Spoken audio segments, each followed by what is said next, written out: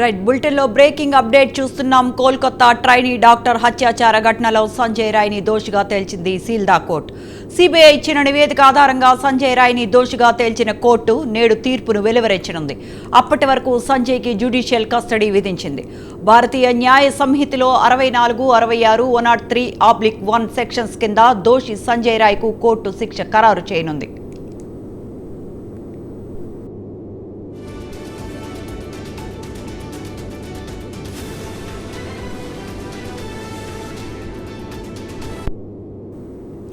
దేశవ్యాప్తంగా సంచలనం సృష్టించిన ఈ కేసులో ముద్దాయికి ఎంతకాలం శిక్ష విధించబోయేది కాసేపట్లో ప్రకటించనున్నట్లు కోల్కతాలోని సీల్దా కోర్టు న్యాయమూర్తి అనిర్బన్ దాస్ తెలిపారు. 31 ఏళ్ల ట్రైనీ వైద్యురాలి మృతదేహాన్ని గతేడాది ఆగస్టు 10న హాస్పిటల్ సమావేశ గదిలో గుర్తించారు. ఘటన జరిగిన 162 డేస్ తర్వాత ఈ కేసులో తీర్పు వచ్చింది. గోప్యంగా సాగిన విచారణలో ఇరుపక్షాల వాదనలు ఈ నెల 9న పూర్తయ్యాయి.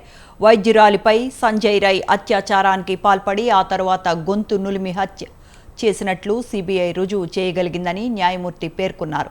ఫిర్యాదులో మృతురాలి తండ్రి లేవనెత్తిన కొన్ని ప్రశ్నలకు 160 పేజీల తీర్పులో సమాధానం లభించనుందని చెప్పారు పోలీసులు. ఆసుపత్రి వర్గాలు పాల్పడిన కొన్ని చర్యలను తాను తప్పుబట్టినట్లు తెలిపారు. రాయ్ వాంగ్మూలాన్ని సోమవారం మధ్యాహ్నం 12:30 గంటలకు విని ఆ తరువాత తీర్పు వెలువరిస్తారని చెప్పారు.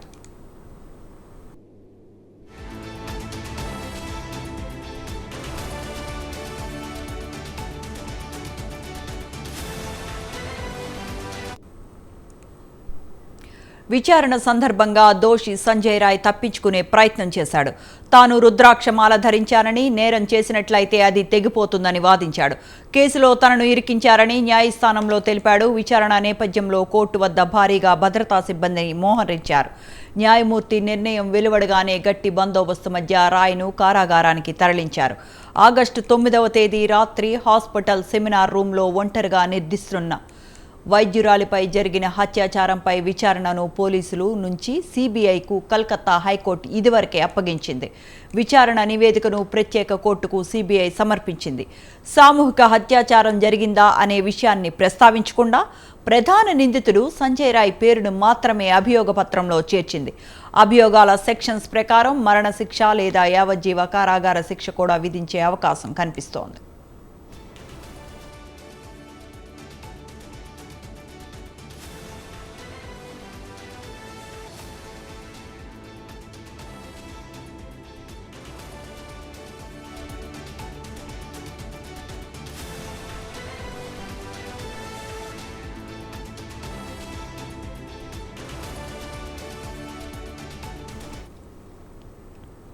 తమ కుమార్తెను పొట్టన పెట్టుకున్న కేసులో 4 పురుషులు, 2 మహిళల పాత్ర ఉన్నట్లు వెల్లడైందని అధికారులు పేర్కొన్నారని, దారుణానికి పాల్పడిన మొత్తం అందరికీ కఠిన శిక్ష విధించాలని హతురాలి తల్లిదండ్రులు డిమాండ్ చేశారు. తమ విశ్వాసాన్ని న్యాయ వ్యవస్థ నిలబెట్టిందని న్యాయస్థానానికి కృతజ్ఞతలు తెలిపారు. సంజయ్ రాయ్ ఒక్కడే ఈ నేరానికి పాల్పడలేదని, సహనిందితులను అరెస్ట్ చేసి శిక్షించాలన్నారు. దీనికోసం తమ తుది శ్వాస వరకు అవిశ్రాంతంగా పోరాడతామని చెప్పారు. కోర్టు తీర్పును సవాలు చేసే యోచనే లేదని సంజయ్ రాయ్ సోదరి తెలిపారు. తన సోదరుడు తప్పు చేసినట్లయితే తగిన శిక్ష పడాల్సిందేనన్నారు.